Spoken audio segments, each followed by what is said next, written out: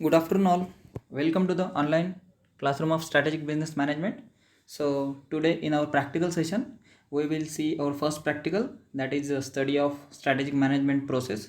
So, in the first theory session, we studied what is strategic management, different frameworks of strategic management, its dimensions, levels, tasks, which are different elements, and what are the benefits of strategic management.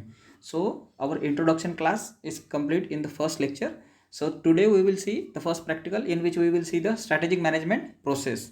So let's start. So what is strategic management process? It is a stepwise process which will show which strategy the organization has to create to fulfill its objective. म्हणजे कोणत्याही ऑर्गनायझेशनला त्याची एक strategy तयार करावं लागतं आणि ती strategy कशी तयार करतात तर ती एक प्रोसेस असतं. ती प्रोसेस कशी असतं आज आपण पाहणार आहोत. So first stage is goal setting, then analysis, then strategy formulation, strategy implementation, and then strategy evaluation. So every successful organization must have a clear strategy. So what strategy will determine? So that strategy will determine the basic short or long term goals and the objective of an organization. So the proper course of action must be taken to achieve a particular goal. Every organization has its particular goals, and to achieve that goals a particular course of action must be taken place. So the strategic management process is carried out. So the resources necessary for carrying those goals: by following the strategic management process, an enterprise can easily plan for its success. So first stage is goal setting. So what is goal setting? So what will be goal will show to the organization. So there must be a goal with specific objective, measurable objective, attainable, relevant, and timely. So goal must be specific, measurable, attainable, relevant, and timely. So what goal will clarify? So goal clarify the vision for business by setting a clear goal. So एखादे organisation जेव्हा एक particular goal set करतं, म्हणजे एक त्याचं vision set करतं, तेव्हा त्या कंपनीला काय अचीव करायचं आहे हे त्याला आधी निश्चित करावं लागतं. तर त्यामुळे फर्स्ट प्रोसेस असतं goal setting. So where do we want to be, म्हणजे त्या ऑर्गनायझेशनला भविष्यात कुठे कोणत्या पोझिशनला राहायचं आहे हे त्याला ठरवायचं असतं. So this is the first question to be asked in strategic planning process. म्हणजे आपल्याला भविष्यामध्ये कुठे राहायचं आहे, कोणत्या प्लेसला राहायचं आहे हे प्रत्येक ऑर्गनायझेशनला ठरवावं लागतं, म्हणजे त्याला एक गोल सेट करावा लागतो. Once you have comes with a clear goal, right a mission statement. म्हणजे एक वेळा तुम्ही गोल सेट केला की आपल्याला या पोझिशनला राहायचं आहे किंवा आपल्याला ही अचीवमेंट अचीव करायची आहे, तर त्यानंतर ऑर्गनायझेशन एक मिशन स्टेटमेंट तयार करतं, म्हणजेच त्याचा एक गोल सेट तयार करतं. ही झाली पहिली स्टेप. ऑर्गनायझेशनने गोल सेट केले. नंतर असतं सिच्युएशन ॲनालिसिस. तर सिच्युएशन ॲनालिसिस कशी केली जाणार? Once you have the vision for the company, then organization will gather the information that will help to accomplish their goals. म्हणजे ज्या कंपनीनं जे सेट केलेले गोल्स असणार हे अचीव करण्यासाठी त्यानंतर एक इन्फॉर्मेशन गॅदर करणार ऑर्गनायझेशन. मग ती इन्फॉर्मेशन गॅदर केल्यानंतर एक ॲनालिसिस केलं जाणार. तर मग ॲनालिसिस कोणत्या प्रकारचा केला जाणार? त्या ऑर्गनायझेशनचे कोणते स्ट्रेंथ्स आहेत, कोणते विकनेसेस आहेत, कोणत्या अपॉर्च्युनिटीज आहेत ऑर्गनायझेशनला फ्युचरमध्ये, आणि कोणते थ्रेट्स आहेत.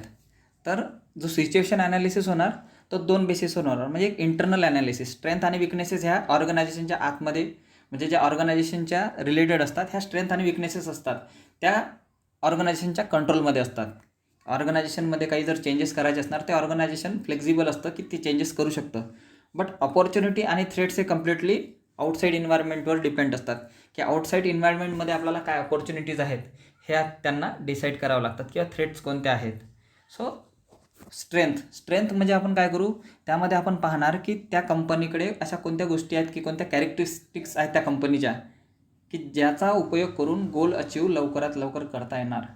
So these are the things a company is good at doing. म्हणजे अशा कोणत्या गोष्टी आहे की जे करण्यात कंपनी माहीर आहे किंवा पटाईत आहे. म्हणजे त्या झाल्या त्यांच्या स्ट्रेंथ्स. त्यानंतर weaknesses. So what weaknesses show? So weaknesses are what a company lacks or does poorly. म्हणजे अशा कोणत्या गोष्टी आहेत की त्या कंपनी व्यवस्थित करत नाही किंवा थोड्याशा लॅक्स आहेत, म्हणजे कंपनीकडे ह्या गोष्टी करू शकत नाही, म्हणजे विकनेसेस आहेत आपल्या कंपनीच्या. तर त्याचंसुद्धा ॲनालिसिस केलं जातं. त्यानंतर अपॉर्च्युनिटीज पाहिल्या जातात. So an opportunity is that which enables a company to excel in achieving its objective. म्हणजे आपल्या ऑब्जेक्टिव्ह पूर्ण करण्याकरिता जर आपल्याकडे अपॉर्च्युनिटीज आहेत, तर कोणत्या कोणत्या अपॉर्च्युनिटी आपल्याकडे आहेत हे एक्सेल करण्याचं काम आपण ॲनालाइज करतो की आपल्याला कोणत्या अपॉर्च्युनिटी आहेत आणि या अपॉर्च्युनिटीचा वापर करून आपण आपले ऑब्जेक्टिव्ह कसे पूर्ण करू. So it is a external to the organization and can be a source of growth, profitability or gaining advantage. म्हणजे जर अपॉर्च्युनिटीचा जर आपण वापर केला तर आपण त्यामुळे आपल्या कंपनीची ग्रोथ होणार, प्रॉफिटेबिलिटी वाढणार आणि एक कॉम्पिटेटिव्ह ॲडव्हान्टेज वाढणार. Then the last one is threats. So these are the factors that could inhibit a company's ability to achieve its target. म्हणजे थ्रेट्स अशा गोष्टी असतात की ज्यामुळे आपले ऑब्जेक्टिव्ह किंवा ऑर्गनायझेशनचे ऑब्जेक्टिव्ह पूर्ण करण्याकरता अडथळे येतात, कन्स्ट्रेंट्स येतात. So what different threats will inhibit? So it will inhibit the growth, profitability, competitive advantage. म्हणजेच जे अपॉर्च्युनिटी असतात त्या अपॉर्च्युनिटीमुळे आपल्याला काय आपली ग्रोथ होणार, प्रोडक्टिव्हिटी वाढणार. पण तेच जर थ्रेट्स असणार तर त्या कंपनीची ग्रोथ कमी होणार, प्रॉफिटेबिलिटी कमी होणार आणि एक कॉम्पिटेटिव्ह ॲडव्हान्टेज कमी होणार. तर हे झालं सिच्युएशन ॲनालिसिस. सुरुवातीला ऑर्गनायझेशनने गोल सेट केला आणि गोल सेट केल्यानंतर सुरुवातीला त्यांनी एक ॲनालिसिस केलं की आपल्या कंपनीचे कोणत्या स्ट्रेंथ आहेत, कोणत्या विकनेसेस आहेत किंवा कोणते अपॉर्च्युनिटी आणि थ्रेट्स आहेत, ह्या सर्व पाहिलं. So while doing the SWOT analysis the organization look at both, that is external and internal environment. External एन्व्हायरमेंटमध्ये अपॉर्च्युनिटी आणि थ्रेट्स पाहिले आणि इंटरनल एन्व्हायरमेंटमध्ये स्ट्रेंथ अँड विकनेसेस. तर ॲनालिसिस पूर्ण झालेलं आहे. तर ॲनालिसिस झाल्यानंतर नेक्स्ट स्टेप येतं स्ट्रॅटेजी फॉर्म्युलेशन. आता ऑर्गनायझेशनला स्ट्रॅटेजी फॉर्म्युलेट करायच्या आहेत. मग स्ट्रॅटेजी फॉर्म्युलेट करताना काय लक्षात घ्यावं लागणार? So once you have discovered your strength, weaknesses, opportunity and threats, you can begin creating your strategy. So strategy formulation entails coming up with both long term and short term goals. So in this phase you need to answer 4 key questions. म्हणजे strategy formulation करताना हे खाली जे दिलेले 4 प्रश्न आहेत यांचं उत्तर शोधणं हे ऑर्गनायझेशनला महत्त्वाचं असतं. Where are you now? सध्या आपली परिस्थिती काय आहे? म्हणजे आपल्या स्ट्रेंथ, विकनेसेस, अपॉर्च्युनिटी आणि थ्रेट्स काय आहेत हे ॲनालिसिस ऑलरेडी केलेलं असतं, तर त्याचं एक उत्तर मिळणं महत्त्वाचं असतं. So the short analysis will help you to answer this question. म्हणजे स्ट्रॅटेजी फॉर्म्युलेशन करताना जो आपण शॉर्ट ॲनालिसिस केलेला आहे हा डेटा स्ट्रॅटेजी फॉर्म्युलेशन करताना उपयोगात येणार. पहिल्या प्रश्नाचं उत्तर मिळणार. त्यानंतर where do you want to go? म्हणजे आपल्याला काय अचीव करायचं आहे हे आपण ऑलरेडी गोल सेट केलेला असतो, तर हे सुद्धा स्ट्रॅटेजी फॉर्म्युलेशनमध्ये एक महत्त्वाचा रोल प्ले करतो. Then how do you get there? म्हणजे आता आपल्याला तिथे पोहोचायचं कसं आहे. आपल्याला माहीत झालं की आपल्या स्ट्रेंथ काय आहेत, विकनेसेस काय आहेत, अपॉर्च्युनिटी आणि थ्रेट्स काय आहेत. त्यानंतर त्या ऑर्गनायझेशनला एक आता पर्टिक्युलर स्ट्रॅटेजी बनवायची आहे की आपल्याला हा गोल अचीव करायचा आहे आणि आपल्याकडे ह्या गोष्टी अवेलेबल आहेत. So comes up with set of activities to be pursued toward the realization of objective. म्हणजे ऑब्जेक्टिव्ह पूर्ण करण्याकरिता आपण जे काही गोल सेट केलेला आहे तो अचीव करण्याकरिता आपण ज्या ॲनालिसिस केलं त्यामध्ये करेक्टिव्ह ॲक्शन घेऊन आपल्याला आता एक स्ट्रॅटेजी तयार करायची आहे. How will you know you have got there? So answering this question means developing a mechanism on how to monitor the strategy you decided on. म्हणजे या 4ही प्रश्नाची जेव्हा तुम्ही उत्तर देणार तेव्हा तुम्हाला एक क्लिअर स्ट्रॅटेजी होणार की आपण स्ट्रेंथ आपल्या माहीत पडलेल्या आहेत, आपल्याला स्ट्रेंथ आपल्या वापरायच्या आहेत, विकनेसेस आपल्याला ओव्हरकम करायच्या आहेत, अपॉर्च्युनिटीचा आपल्याला फायदा घ्यायचा आहे किंवा आपले जे थ्रेट्स आहेत हे सुद्धा आपल्याला ओव्हरकम करायचे आहेत. ह्या सर्व गोष्टी केल्यानंतर एक पर्टिक्युलर स्ट्रॅटेजी तयार होणार की ज्या स्ट्रॅटेजीचा उपयोग करून ऑर्गनायझेशन त्या ऑर्गनायझेशनचे ऑब्जेक्टिव्ह पूर्ण करणार. तर हे झालं कम्प्लिटली स्ट्रॅटेजी फॉर्म्युलेशन. आता कम्प्लिटली स्ट्रॅटेजी तयार झालेली आहे, तर यानंतरची स्टेप्स येतं स्ट्रॅटेजी इम्प्लिमेंटेशन. आता सर्वात महत्त्वाची स्टेप असतं ही स्ट्रॅटेजिक मॅनेजमेंट प्रोसेसमध्ये की इम्प्लिमेंटेशन. कारण स्ट्रॅटेजी तयार होऊ शकतात दरवर्षी वेगवेगळ्या स्ट्रॅटेजी तयार होतात, बट त्याचं प्रॉपर इम्प्लिमेंटेशन नाही झालं तर जो ऑब्जेक्टिव्ह अचीव करायचा असतो तो अचीव होणार नाही. त्यामुळे implementation is the most important in strategic management process. So what is strategic implementation? Applying the strategies you have already defined in the strategic formulation process. म्हणजे स्ट्रॅटेजिक फॉर्म्युलेशनमध्ये तुम्ही ज्या स्ट्रॅटेजी तयार केलेल्या आहेत ह्या इम्प्लिमेंट करणं. So once you are done with the strategy formulation, it is now time for an action. म्हणजे ॲक्शन प्लॅनमध्ये कोणत्या कोणत्या गोष्टी नमूद असतात, तर ऑब्जेक्टिव्ज काय आहेत, ॲक्टिव्हिटीज कोणत्या कोणत्या करावं लागतील आपल्याला ऑब्जेक्टिव्ह पूर्ण करण्याकरिता, टाईम फ्रेम काय राहणार, आपल्याला पर्टिक्युलर ऑब्जेक्टिव्ह पूर्ण करायचा आहे तर वेगवेगळे टास्क दिले जाणार. म्हणजे मंथली आपला काय एम राहणार, 2 मंथ नंतर आपला काय एम राहणार, किंवा 6 महिन्यानंतर आपल्याला किती अचिव्हमेंट आपली झालेली राहणार. म्हणजे याचा पर्टिक्युलर एक टाईम फ्रेम दिला जाणार. त्यानंतर पर्सन रिस्पॉन्सिबल, कोणत्या पर्सनला कोणती रिस्पॉन्सिबिलिटी दिली जाणार. म्हणजे इम्प्लिमेंटेशनमध्ये हे सर्व गोष्टी पाहिल्या जातात. त्यानंतर बजेट, म्हणजे आपल्याला ही स्ट्रॅटेजी इम्प्लिमेंट करताना किती बजेट लागणार, किंवा काय आपल्याला कोणते कोणते आपले ॲसेट्स यूज होणार, किंवा काय कोणत्या कोणत्या गोष्टी यूज होणार, ह्या सर्व गोष्टी इम्प्लिमेंटेशनमध्ये पाहिल्या जातात. तर some delicate and sensitive issues involved at this stage are the resource mobilization, reconstructing, cultural changes, leadership changes. तर मग आपल्याला इम्प्लिमेंटेशन करताना वेगवेगळे चेंजेस करावं लागणार according to the strategy the organization is already made. So resource mobilization, आपल्याला वेगवेगळे resources कुठे काय मॅनेज करायचे हे पाहावं लागणार. देन रिकन्स्ट्रक्टिंग, आपल्याला सर्व रिसोर्सेस रिकन्स्ट्रक्ट करावं लागणार. देन कल्चरल चेंजेस, काही आपल्याला ऑर्गनायझेशनमध्ये चेंजेस करायचे असणार तर ते करावे लागणार. लिडरशिप चेंजेस, जर आपल्याला काही नवीन व्यक्ती त्या पर्टिक्युलर जॉबसाठी रिक्रूट करायचे असणार, किंवा एखाद्याला प्रमोट करून पर्टिक्युलर रिस्पॉन्सिबिलिटी द्यायची असणार, तर हे सर्व चेंजेस आपल्याला इम्प्लिमेंटेशनच्या वेळेस क्लिअरली करावं लागणार.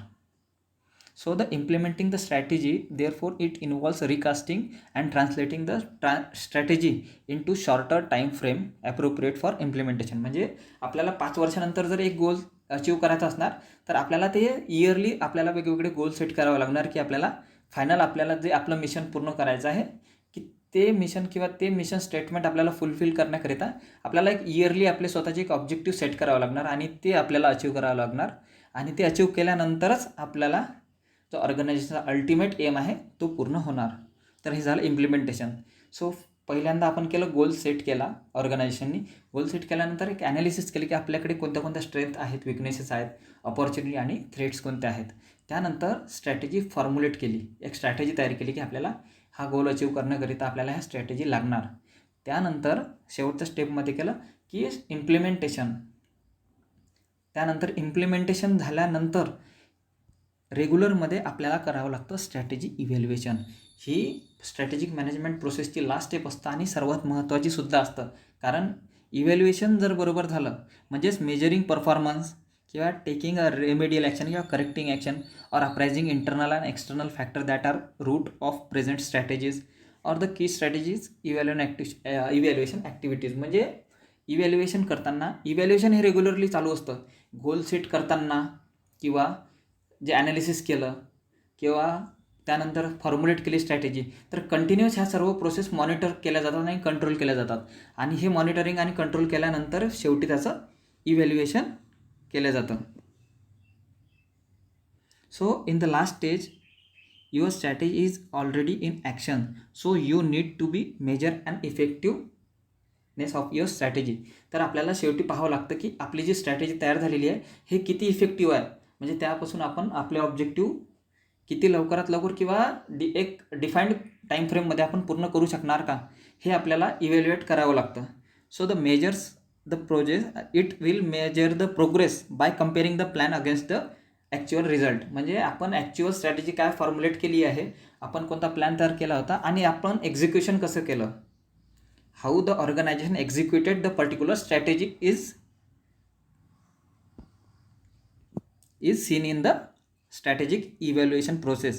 So if the company is properly implementing its strategy, results should be as expected in the strategy or not far. म्हणजे एखादी प्रोसेसमध्ये जर काही थोडीशी कमी आली असणार किंवा इम्प्लिमेंटेशनमध्ये काही प्रॉब्लेम आला असणार, म्हणजे पहिल्या याच्यात सांगितलेलं आहे की इम्प्लिमेंटेशन प्रॉपरली जर झाली तर आपल्याला जे रिझल्ट एक्सपेक्टेड होते ते रिझल्ट मिळणार. बट नेक्स्ट कंडिशन अशी राहणार की if results are below par something is wrong, म्हणजे जर काही थोड्याशा इम्प्लिमेंटेशनमध्ये प्रॉब्लेम आलेले असणार तर जो करेक्टिव्ह ॲक्शन आहे ही करेक्टिव्ह ॲक्शन घ्यावी लागणार की जेणेकरून आपल्याला पुन्हा ट्रॅकवर येण्यासाठी, म्हणजे आपला जो प्लॅन आहे तो प्लॅन पूर्ण करण्याकरिता आपल्याला एक करेक्टिव्ह ॲक्शन घ्यावी लागणार. म्हणजे स्ट्रॅटेजी इव्हॅल्युएशनमध्ये आपण ज्या गोष्टी फॉर्म्युलेट केल्या होत्या सुरुवातीला, तर त्या गोष्टी त्यानुसार जर सर्व प्लॅन सुरू असणार तरच कंपनीचा ऑब्जेक्टिव्ह पूर्ण होणार.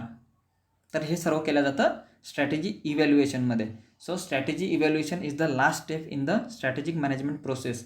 So today we completed our first practical of the strategic management, in which we discussed different processes of strategic management. So goal setting, analysis, strategy formulation, strategy implementation and strategy evaluation. So after this class I will send you the PDF of this practical. So you have to write that practical into your practical manual as a practical number 1 or exercise number 1. So thank you, and thank you for watching video. So after watching video, like and subscribe the video, because you will get notified for the next video. Thank you so much.